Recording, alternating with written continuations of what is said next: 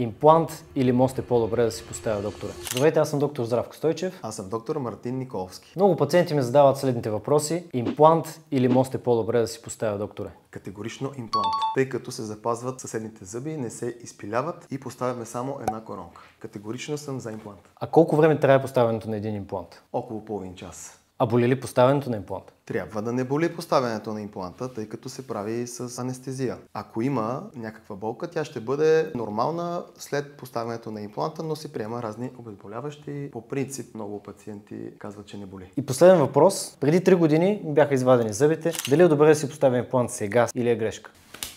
Той какво е чакал 3 години? Те зъбите ще му прораснат. Трябва незабавно да бъдат поставени импланти или мост, но както казахме, че моста не е добър вариант в неговия случай. Тоест, трябва да бъде поставен имплант в момента, в който бъде изваден зъба. Това е най-добрият вариант, когато предстои вадене на зъб, да бъде планувано и интервенцията поставяне на имплант. Както видяхте, в кабинета предлагаме услуга имплантатно лечение. Това е доктор Николовски, който е експерт в тези неща. Затова, ако се чудите и не сте взели вашето решение сега, е момента да си запазите час през линка в биото ми за консултация с доктор Николовски.